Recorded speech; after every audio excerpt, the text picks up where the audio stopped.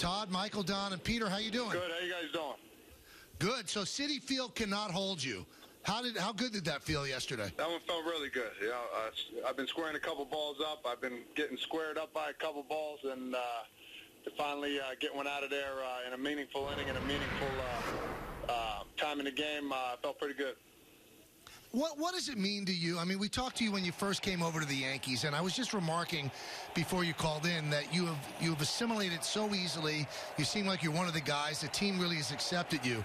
What has it meant? Now it's over a month, almost 2 months. What has it meant for you to be on this team and be close to where you grew up and where you were born? Yeah, not only that, besides being close, being local, everybody being around, it's a fun team, man. This is probably the most fun I've had playing baseball. I'm not saying I didn't have fun with the other teams I've been with, but it's a relaxed group. It's a group when you come in, they're jokesters, but at the same time, when we got a stretch or we have something to do, when meetings come around and when the game comes around, it's all business. And, that's what you need to have. We have fun during it. I mean, I played with Didi for a couple years. He's a fun guy. We talked the whole game, a lot of communication, and it's just a team that understands, whether you're 0 for 4 with 4 strikeouts or you're the game-winning hit, it doesn't matter as long as we win that game. And that's basically the biggest part, and guys understanding their roles. I mean, if you're a leadoff guy, we need you on base. If you're the home run guy, we need you to supply the run. So I think everybody's understanding their role, too. Todd, you've been a leader throughout your career. You enter a team that's in the middle of a pennant race with a bunch of guys that have been together for a while. Did you find yourself still being able to lead in that situation? Sure. I'm a guy that talks a lot. I'm emotional. I bring a lot of energy. There's different ways of leading. I remember Joey Votto when I played with him. I always talk about him. He didn't really speak much. He led by example.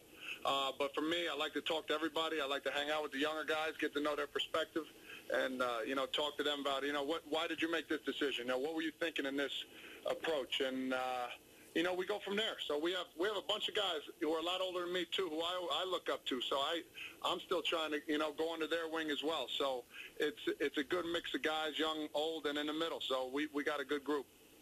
What does it mean to this team, Todd? Are the eyes still on the American League East, or are you thinking, okay, if it's a wild card, that's cool, or are you still intent on catching the Red Sox? No, we're going for the Red Sox.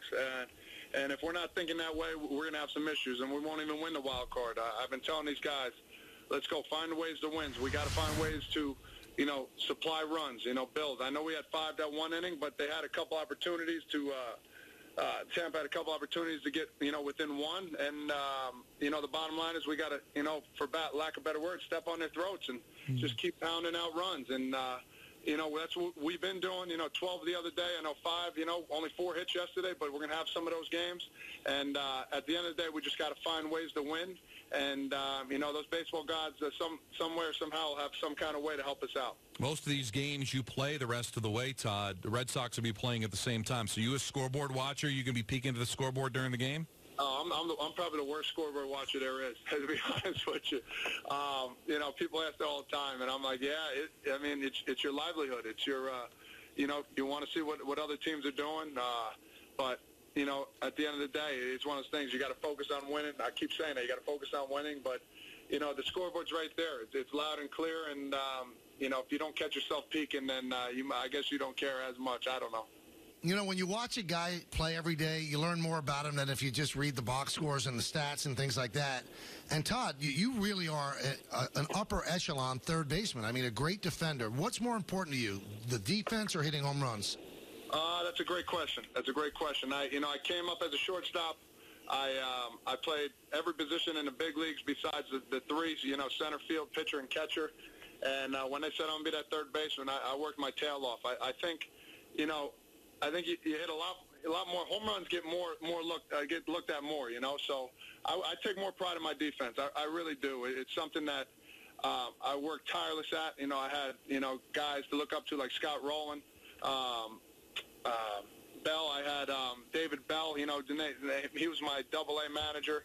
I get to talk to all these guys. I mean, Miguel Cairo was a guy too as well. He played every position, who kind of helped me and taught me how to be a utility guy. But at the end of the day, I work hard at it. I told me and Joe Espada, we go over everything from the bunters to where to position ourselves, and then at the end of the day, I go with my gut, and I think that's what makes you a better ball player. You know, whether if you're in the wrong position, the guy gets it by you.